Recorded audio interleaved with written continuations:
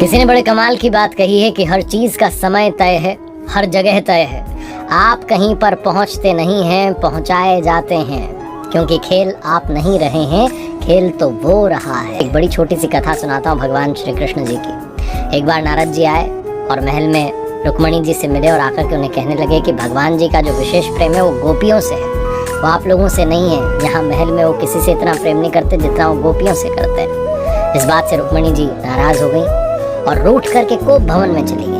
उनको लगा कि प्रभु आएंगे मनाने के लिए। भगवान जी को जब ये बात मालूम चली तो उनको लगा कि अब मैं सबको बताता हूँ कि क्यों मैं गोपियों से विशेष प्रेम करता हूँ, विशेष भाव रखता हूँ। उन्होंने एक नाटक किया। उन्होंने कहा कि मेरा सिर दर्द हो रहा है और सिर दर्द इतना तेज हो रहा है कि मुझसे चला नहीं जा रहा है, चक्कर आ रहे हैं। वो जो था वहाँ पर महल, उसमें विश्राम करने लगे अपने महल में, और पूरे महल में ये बात फैल गई कि भगवान जी पीड़ा में, भगवान जी पीड़ा में। ये बात नारद जी तक पहुंची, वो भी दौड़े चले आए। रुक्मणी जी तक पहुंची तो कोप भवन छोड़ करके पहले प्रभु के पास आई कि क्या हो गया। भगवान जी बहुत पीड़ा में थे, बहुत तेज सिर दर्द उन्हें हो रहा था। नारद जी ने कहा प्रभु क्या किया जाए। इसी बीच में सत्यभामा जी जो रानी थी वो भी आ गई। सब परेशान हो रही थी, पूछ रही थी क्या किया जाए। वैद्यों को बुलाया गया, उपचार करवाया गया, लेकिन सिर दर्द ठीक नहीं हो रहा था। भगवान जी ने कहा कि किसी और अच्छे वैद्य को बुला लीजिए, इलाज करवाइए, बहुत पीड़ा में हो। बड़े से बड़े वैद्य आ गए लेकिन सिर दर्द ठीक नहीं हो रहा। तो नारद जी गए, जाकर के प्रभु के पास उनको प्रणाम करके कहने लगे कि प्रभु मुझे तो बता दीजिए कि सिर दर्द ठीक कैसे होगा, क्योंकि आपको तो सब पता है, आप इतनी पीड़ा में, इतने दर्द में हैं, मुझसे दर्द देखा नहीं जा रहा है। तो भगवान जी ने कहा इसका उपाय बहुत आसान है, लेकिन लगता नहीं कि कोई मानेगा। तो नारद जी ने पूछा कि बताइए, ये काम मैं खुद कर दूंगा, अगर कोई नहीं करेगा तो मैं स्वयं करूंगा। भगवान जी ने कहा मुझे बहुत पीड़ा हो रही है, बहुत दर्द है, और इस दर्द का सिर्फ एक जो है वो उपाय है कि कोई भी जो मुझसे विशेष प्रेम करता हो अपने चरणों की धूली दे दे, अपने चरणों की धूल दे दे, मिट्टी दे दे, उसे कपड़े में बांध करके, पट्टी बना करके सिर पर बांध लूंगा, तुरंत सिर दर्द ठीक हो जाएगा। नारद जी कहने लगे प्रभु ये कैसा काम बता दिया, मैं तो ये काम नहीं कर सकता। मेरे चरणों की धूली आपके सिर तक पहुंच जाए, ये हो ही नहीं सकता। तो प्रभु ने कहा किसी और से पूछ लो। नारद जी गए, रुक्मणी जी के पास जाकर के बताया कि उपाय बताए भगवान जी। रुक्मणी जी कहने लगी कि आप क्या कह रहे हैं, मुझे नरक भेजेंगे?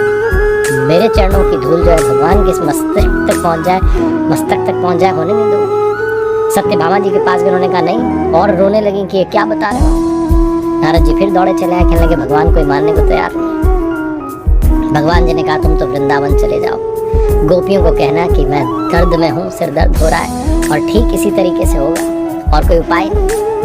बिना देरी के वृंदावन पहुंचे नारद जी। वहां राधा जी, बाकी गोपियां जो थी विरह में थी, उदास थी। जब नारद जी आए, नारद जी से पूछा कि कैसे हैं प्रभु जी, उनके बारे में जानना चाहते। उन्होंने कहा पीड़ा में है, सिर दर्द हो रहा है, बहुत अत्यधिक जो है पीड़ा हो रही है, और उसका उपाय यह है कि कोई जो उनसे विशेष प्रेम करता है अपने चरणों की धूली दे दे। बिना देरी के वहाँ कपड़ा बिछाया गोपियों ने, राधा जी ने। सब नृत्य करने लगे और जो धूल मिट्टी उड़ करके उस कपड़े में आ गई, इकट्ठी करके दे दी कि जाइए जाकर के कपड़ा बांध दीजिए।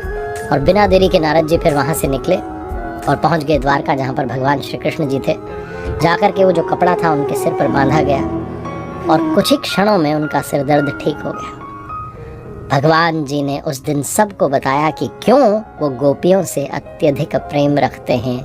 उन्होंने कहा कि वो निश्चल भाव रखती हैं, निश्चल प्रेम करती हैं, कोई छल कपट नहीं है। वो ये भी नहीं सोचती कि कोई कितना मुझसे प्रेम करता है, वो अपनी ओर से भक्ति करती हैं। सरलता है उनकी भक्ति में, इसीलिए मेरा उन पर विशेष स्नेह है। उन्होंने एक पल के लिए भी ये नहीं सोचा कि उन्हें नरक मिल जाएगा। उन्होंने सिर्फ ये सोचा कि प्रभु जो है पीड़ा में है, उनकी पीड़ा ठीक हो जाए। बहुत छोटी सी कथा जो जन्माष्टमी पर यही सीख देती है कि जीवन में भक्ति करनी है तो सरलता के साथ कीजिए, संपूर्ण विश्वास उन पर रखिए। जो आप चाहते हैं जीवन में आपको अवश्य मिलेगा।